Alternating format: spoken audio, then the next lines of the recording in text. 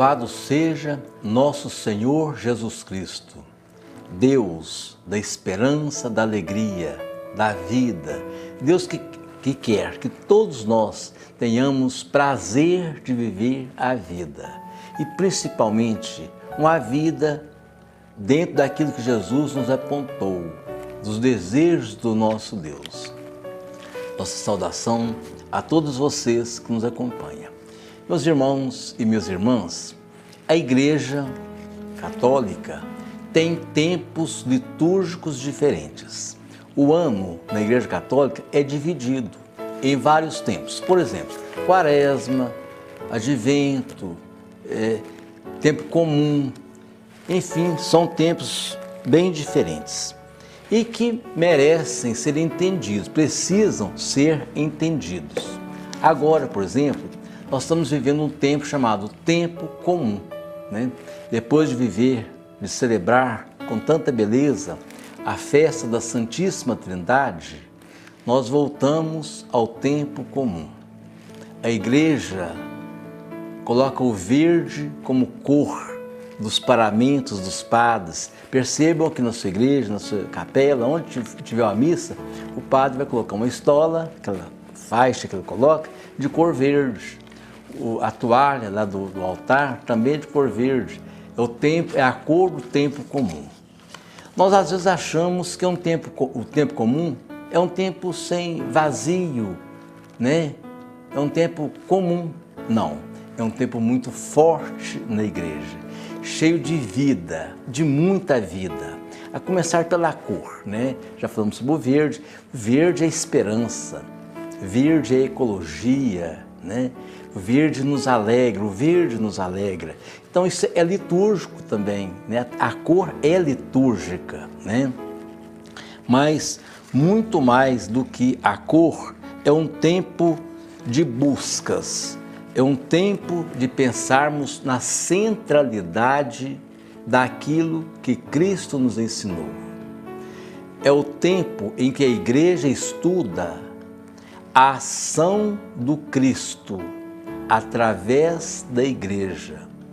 Tudo aquilo que foi celebrado, que foi vivido na Semana Santa, no Advento, na Quaresma, em todos os tempos da igreja, na Páscoa principalmente, né? Nós encerramos com a Páscoa. Tudo aquilo agora é vivido, é entendido com mais profundidade. Neste tempo comum é tempo para aprofundarmos mais naquilo que Jesus nos ensinou, nos falou. Por isso, não é um tempo comum, é um tempo forte. Os teólogos usam um termo interessante para isso. Eles falam que é o tempo da universalização. Palavra grande, né? É o tempo da universalização da ação de Jesus. O que quer dizer isso? Que agora sim, que Jesus vai ser conhecido, estudado em todo o universo e que a sua palavra, que o seu ensinamento vai prevalecer, né? É o tempo, portanto, da ação de Jesus em todo o tempo, em todo o mundo. E aí nós já podemos fazer as nossas perguntas. Para entender bem isto, é preciso de fazer um certo estudo. É tempo, inclusive, de prestar mais atenção. Todo tempo tem que prestar atenção. Mas, principalmente no tempo comum, nós precisamos de entender mais o evangelho da missa ou da celebração da palavra. Porque ele vai trazer para nós um ensinamento forte. O que Jesus fez de concreto com as parábolas, com as ações que ele fez, para entendermos melhor, claro, nosso Deus. Então, a primeira coisa, prestem bem atenção no Evangelho. O Papa Francisco gosta de falar assim, que para entender o Evangelho, nós precisamos nos colocar dentro da cena, dentro do contexto do Evangelho. É claro que o Evangelho foi escrito há 2000 anos atrás, em situações diferentes, em tempos diferentes, em costumes diferentes, mas tudo dá para ser atualizado, né? E aí é uma riqueza a gente fazer isso. Poderíamos até ser mais profundos. É uma interpretação exegética coerente, atualizada. Porque hoje são tempos diferentes, são costumes diferentes, são realidades diferentes. Por isso nós precisamos de adequar o Evangelho aos tempos de hoje, sem perder a essência, né? É isso que os teólogos se preocupam muito, né? Não pode, de fato, perder a essência. Mas nós queremos, assim, assimilar bem o que o Evangelho tem para nos dizer neste tempo comum. Por exemplo, no Evangelho do dia 29/5, lembram? Foi no domingo, né? Quando foi lido o Evangelho de Lucas 7, de 1 a 10. Foi aquele Evangelho do centurião que estava com seu servo doente, quase que à morte, só teve um recurso, ir atrás de Jesus. Mas o centurião, que era um comandante militar que pertencia ao Império Romano, era de um povo que não acreditava em Jesus. Os adeptos, os seguidores do Império Romano, eles não acreditavam em Jesus de jeito nenhum. Mas o centurião era um homem bom, né? Pertenceu ao exército, ao Império Romano, mas era um homem bom. Tanto é que ele teve dó do seu servo.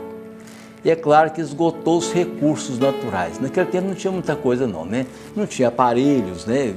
Médicos, nem medicamentos, é tudo muito simples, né? Claro que é 2000 anos atrás. Mas o centurião fez o que podia. Não conseguindo, ele foi até Jesus buscar o milagre. Assim também nós hoje, já podemos atualizar isso aí, né? Ainda hoje, existem casos que só Deus pode nos ajudar. É preciso que nós busquemos Deus. Às vezes, as ciências do mundo não conseguem resolver os nossos problemas, né? O que o mundo nos oferece é pouco e nós precisamos da graça e da misericórdia de Deus. Mas é preciso ir, como o centurião foi. E é interessante que, a princípio, imagino que pensaram que Jesus não ia atender aquele centurião. Eu não era do grupo. A lógica dos humanos é diferente da lógica de Deus, né? Jesus prontamente atende o centurião. Já podemos tirar outra conclusão. Nosso Deus não é Deus só nosso, não. É Deus de todos. O centurião não pertencia ao grupo daqueles que seguiam Jesus, mas Jesus o atendeu carinhosamente, prazerosamente, eficazmente. Então, Jesus não é só nosso, não. Às vezes nós costumamos assim, pensar que é só nós, só da Igreja Católica. Não. Deus é Deus de todos. Deus veio para todos. Deus veio para salvar, para servir, para dar vida a todos aqueles que queiram, né? A graça de Deus é oferecida a todos. Vai depender da pessoa lá querer aceitar, como o centurião acreditou. Precisa de acreditar, como o centurião acreditou. Mas é interessante que o centurião teve uma dificuldade. Ele pensou assim, meu Deus, mas Deus ir na minha casa fica meio esquisito, ele é grande demais, eu sou pequeno demais. Às vezes pensamos assim também. Colocamos Deus lá longe e nós muito cá embaixo, né? O centurião chegou até a falar com Jesus, não precisa lá em casa não, fala só a palavra, dê só a bênção daqui mesmo, vai dar certo. Se o Senhor falar com a sua palavra, meu servo vai ficar curado, né? Olha que boniteza, que fé genuína, apurada, só a sua palavra.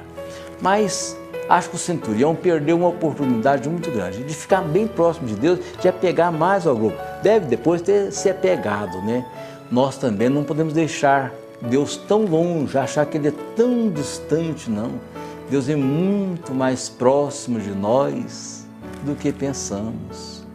Deus está muito mais presente na nossa vida do que pensamos. Mas o centurião, depois de tudo, falar uma coisa bonita: Senhor, eu não sou digno de que entreis em minha morada. Dizei uma sua palavra e serei salvo. Essa frase é tão bonita que em todas as missas do mundo inteiro, ainda hoje, são repetidas. Quando o padre ou quando o ministro da Eucaristia apresenta Jesus eucarístico para o povo, para a Assembleia, ele fala isto. Nós respondemos isso: Senhor, eu não sou digno de que entreis em minha morada, mas dizei a sua palavra e sereis salvo. De fato, nós não somos merecedores, não, mas Deus é misericordioso. E neste ano jubilar que estamos celebrando, Deus está presente de forma tão presente, tão especial na nossa vida. Nós possamos aproveitar este tempo agora, este tempo jubilar, para nos aproximar mais da misericórdia de Deus, como aquele centurião se aproximou, né? Também naquele dia, um evangelho interessante, foi domingo passado, domingo atrasado, melhor dizendo, o da viúva de Naim. A viúva tinha um filho. Naquele tempo, ficar viúva já era um problema muito sério. Quando tinham filhos, até que controlava mais ou menos. Mas essa coitada da viúva de Naim só tinha um filho e ele morreu, né?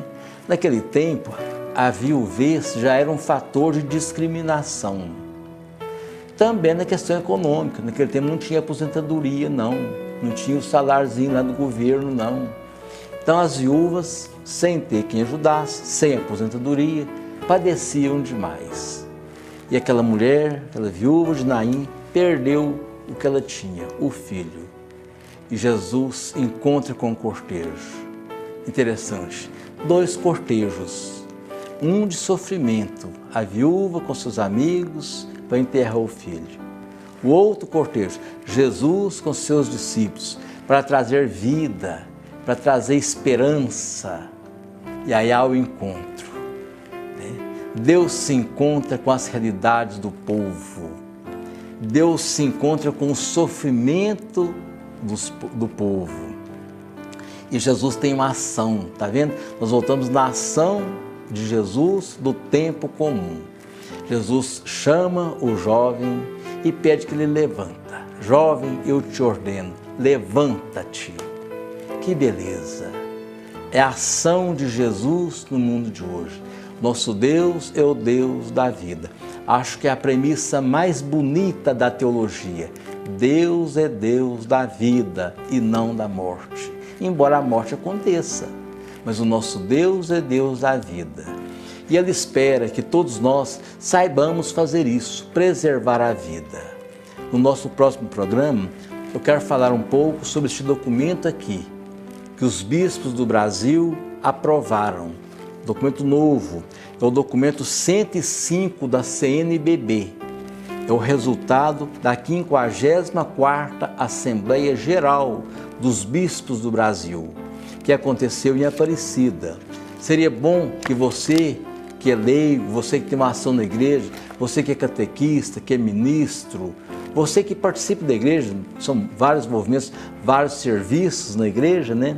Você que é leigo, procure comprar esse livro, baratinho, R$8. Cristãos leigos e leigas na igreja e na sociedade. É uma forma de empregarmos a nossa ação no mundo de hoje. Como Jesus teve a sua ação, nós que somos membros de Jesus, membros do corpo de Jesus. Jesus é a cabeça. Nós, leigos e leigas, povo de Deus, somos os membros. Por isto que neste ano da misericórdia, neste tempo comum, tempo litúrgico comum, tempo em que se estuda a ação de Jesus no mundo, que nós, leigos e leigos, possamos conhecer melhor Jesus e possamos conhecer melhor o nosso serviço laical, serviço de leigos, de pessoas que estão dispostas a colaborar para que a igreja possa ser fonte de vida, fonte de esperança, fonte de justiça, fonte de construção de um mundo novo, chamado Reino de Deus. Então, na nossa próxima quarta-feira, nós estaremos já estudando este documento dos bispos do Brasil. Até quarta-feira que vem, se Deus quiser.